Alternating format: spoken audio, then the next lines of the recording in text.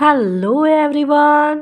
तो आज हम इस वीडियो के द्वारा गुजरात बोर्ड का हिंदी जो कि क्लास 10th का है, इसके चैप्टर नंबर 18 रचना, जिसे लिखा है रघुवीर चौधरी जी ने, इसे पढ़ने वाले हैं। ये इस चैप्टर का कुछ हिस्सा है। इस चैप्टर को हमने 2 पार्ट में डिवाइड किया है, पार्ट 1 और पार्ट 2। तो आइए इसे हम स्टार्ट करते हैं। रचना, जिसे लिखा है रघुवीर चौधरी जी ने, इनका जन्म सन 1938 ईस्वी में हुआ था। सर्जक चिंतक कर्मशील रघुवीर चौधरी का जन्म बापूपुरा, जिला गांधीनगर, उत्तर गुजरात में हुआ। स्कूली शिक्षा माणसा तथा उच्च शिक्षा अहमदाबाद सेंट जेवियर्स कॉलेज से हिंदी का अध्यापन भाषा साहित्य भवन, गुजरात यूनिवर्सिटी के हिंदी विभागाध्यक्ष प्रोफेसर पद से निवृत्त हुए और नई तालीम की संस्थाओं के सूत्रधार बने। तो इनका जन्म बापूपुरा, जो कि जिला गांधीनगर है, उत्तर गुजरात में हुआ था। स्कूली शिक्षा इनकी माणसा से तथा उच्च शिक्षा इनकी सेंट जेवियर्स कॉलेज से हुई थी। इन्होंने हिंदी का अध्यापन किया। गुजरात यूनिवर्सिटी के हिंदी विभागाध्यक्ष रहे और प्रोफेसर पद से ये रिटायर हुए।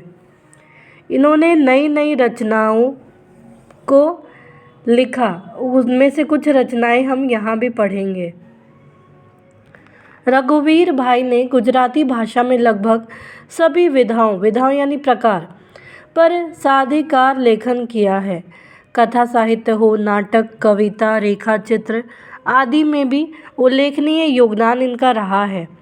अमृता, उपरवास, कथा त्रयी, वेणुवत्सला, सोमतीर्थ, रुद्र महालय आदि उपन्यास उनकी कीर्ति के स्तंभ है। गोकुल, मथुरा, द्वारका, अमृता तथा उपरवास कथा त्रयी के हिंदी अनुवाद प्रकाशित हो चुके हैं। ग्रामीण जीवन के निकट संपर्क शहरी अनुभवों की अभिव्यक्ति के साथ ही ऐतिहासिकता उनकी रचनाओं के प्रमुख आयाम हैं। मूल्य निष्ठा उनका रचनाओं के प्रमुख स्वर हैं। उनकी लंबी कविता बचाव नामू इस दृष्टि से उल्लेखनीय है। रघुवीर भाई को उपरवास कथा त्रयी के लिए साहित्य अकादमी पुरस्कार भी दिया गया है। वे गुजराती के सभी प्रतिष्ठित पुरस्कारों से सम्मानित हो चुके हैं। इनमें रणजीत राम सुवर्ण चंद्रक का मुंशी स्वर्ण चंद्रक, गोवर्धन राम त्रिपाठी पुरस्कार आदि मुख्य है। इन्हें साहित्य अकादमी की मानद फेलोसॉफी प्राप्त है। भारत का प्रतिष्ठित साहित्यिक सम्मान 2015 ज्ञानपीठ पुरस्कार से इनको सम्मानित भी किया गया है। तो इसमें हमने देखा कि कौन कौन सी रचनाएं हैं, किन किन क्षेत्रों में इन्होंने लेखन का कार्य किया है।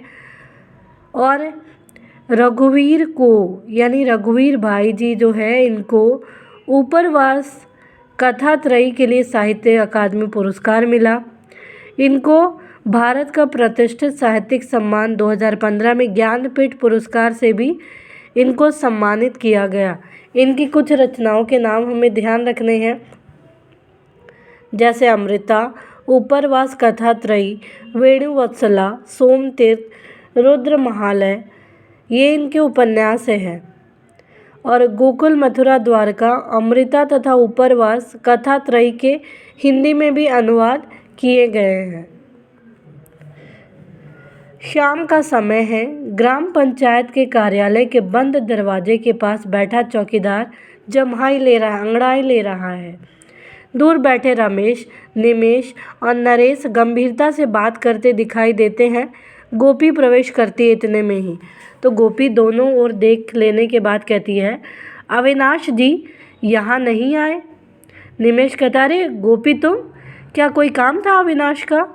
गोपी कहती है, खास तो नहीं, पर कल उन्होंने वादा किया था कि आज इसी समय वे मुझे प्रसाद जी की कविता समझाएंगे। रमेश, कविता समझने से कोई फ़ायदा नहीं होगा गोपी, कोई ठोस काम करो या अविनाश को करने दो। एक काम करो, कविता समझने से कोई फ़ायदा नहीं होगा, तो तुम कोई ठोस काम करो, या तो एक काम करो, अविनाश को काम करने दो। इन कामों में अविनाश को मत लगाओ। गोपी, आप भी कैसा मजाक कर रहे हैं रमेश भाई। कविता तो आत्मा की कला है, संवेदना का सौंदर्य है। कविता जो होती है वो आत्मा से निकलती है, और ये काफ़ी ज़्यादा अनुभव से ये लिखी जाती है, संवेदना का सौंदर्य होती है। निमेष, पर आत्मा या संवेदना हो तभी ना। गोपी कहती है, क्या निमेष भाई की आत्मा नहीं है?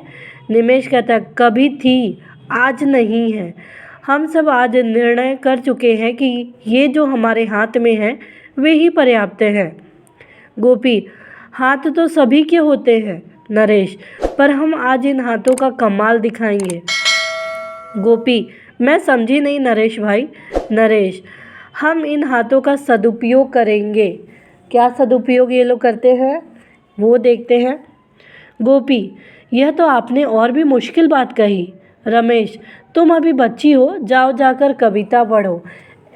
अब ये लोग कह रहे हैं कि कुछ ठोस काम करो और अविनाश को भी करने दो। तो ये कहती है कि कैसा मजाक कर रहे हैं रमेश भाई, कविता तो आत्मा की कला होती है, संवेदना का सौंदर्य होती है। तो निमेश कहता, न तो यह आत्मा है और न संवेदना ही है। तब गोपी कहती है कि निमेश भाई आत्मा नहीं है, क्वेश्चन पूछती है। तब ये लोग कहते हैं कि आज नहीं है, कभी थी लेकिन आज नहीं है। हम सब आज निर्णय कर चुके हैं कि ये जो हमारे हाथ है वही पर्याप्त है, उसी वही सारे हमारे काम करेंगे, तो हम इन हाथों का सदुपयोग करेंगे। तब इतने में ही गोपी कहती है, ये तो आपने बहुत मुश्किल बात कह दी। रमेश भाई ये बताओ कि ये तो आपने मुश्किल बात कही। तो रमेश ने कहा, तुम अभी बच्ची हो, जाकर कविताएं पढ़ो। गोपी कहती है, सो तो आपकी सलाह के बिना भी पढ़ूंगी, लेकिन सचमुच आप अपने हाथों का सदुपयोग करने जा रहे हैं तो इच्छा होती है कि मैं भी साथ क्यों ना दूं। रमेश, तुम्हारे हाथ अभी कोमल है बहन, जाओ अविनाश से मैं कह दूंगा कि तुम आई थी, जाओ, मगर हाँ, उसका इंतज़ार मत करना। आज हम यहाँ से हटने वाले नहीं हैं, न तो पंचायत के किसी सदस्य को हटने देंगे। जब तक वे हमारे सभी सवालों का जवाब न दे दे तब तक हम यहाँ से हटने वाले हैं नहीं। गोपी, जवाब क्यों नहीं देंगे? जो लंबा भाषण कर सकता है उसके लिए जवाब देना तो बड़ा आसान होता है। नरेश, आसान होता तो वे यहाँ आकर हमसे बात न करते। खड़ा होकर चौकीदार की ओर जाता है, देखो तो सही, दरवाज़ा बंद करके सभी भीतर बैठे, नालायक उल्लू के पट्टे। अब ये कुछ सवाल पूछने आए हैं जिसका जवाब जाने बिना ये वहाँ से नहीं लौटना चाहते हैं। तो जो लोग हैं वो दरवाजे बंद करके अंदर बैठे, जिसके लिए ये बोल रहे कि सब के सब अंदर है, बाहर चौकीदार को बिठाया है, नालायक सारे के सारे उल्लू के पट्टे। निमेश, आप शब्दों के उपयोग पर अविनाश का प्रतिबंध है, याद रखो, यानी रोक है। नरेश, तभी तो हम सभी अभी तक शांत हैं। कितनी बार तो हमने प्रार्थना पत्र दिए हैं, कितने दिन तक प्रतीक्षा की है, आखिर हार कर आज उपवास पर बैठे हैं। इतनी सारी प्रार्थनाएं पत्र दी, प्रतीक्षा की, लेकिन कुछ नहीं हुआ, इसीलिए तो आखिरकार आज हार कर उपवास पर बैठे हैं। रमेश, नरेश की बात को आगे बढ़ाते हुए, ठीक 2 घंटे पहले उनकी मीटिंग शुरू हुई थी। बीच में हमने बार बार कहलवाया कि हमको अंदर बुलवाओ या बाहर आकर हमसे बात करो, बस जवाब ही नहीं दिया। नरेश, जैसे हमारी हस्ती उन्हें कबूल ही नहीं है। उनकी जो हस्ती है, ये कहते हैं हमारी हस्ती जो है उनको कबूल ही नहीं है, वो हमें कुछ समझते ही नहीं है। रमेश, ऐसा तो नहीं है, पर वे जानते हैं कि पिंजरा फूल के मवेशियों की तरह ये कुछ नहीं कर सकते हैं। ये बंद है, इनके हाथ बंद है, ये कुछ भी नहीं कर सकते हैं। नरेश ऊंची आवाज़ में कहता है, हम कुछ नहीं कर सकते हैं। निमेश कहता है, जवाब तलब कर सकते हैं, जवाब ही मांग सकते हैं, सवाल जवाब। रमेश गोपी से कहता है, आखिर सदस्य साहबों ने कहलवाया कि तुम चाहो तो शिष्ट भाषा में आवेदन पत्र दे सकते हो। गोपी, बड़ी मेहरबानी की उन्होंने, पर क्या आप शिष्ट भाषा का उपयोग कर सकेंगे? नरेश कहता है अविनाश कर सकता है। हमने कहा कि जाओ भाई एकांत में बैठकर संस्कृत प्रचुर भाषा में लिख लाओ, पर बड़ी देर की, अभी तक आया नहीं है वो। रमेश शिष्ट शब्द खोज रहा होगा। शिष्ट यानी बहुत ही शिष्टाचार से किसी चीज़ का जवाब देना। गोपी आप उनकी मदद करते तो अच्छा होता। नरेश बस हमने मैटर दे दिया है, अब वो तैयार करेगा पत्र। गोपी मैं जान सकती हूँ? नरेश क्यों नहीं, सारा गांव जानता है।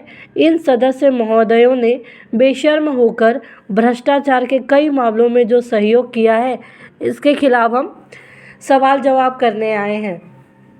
तो उम्मीद है आपको यहाँ तक की स्टोरी समझ में आई होगी। तो प्लीज़ आप इस वीडियो को लाइक करना, शेयर करना, सब्सक्राइब करना, कमेंट करना ना भूलें। Thank you.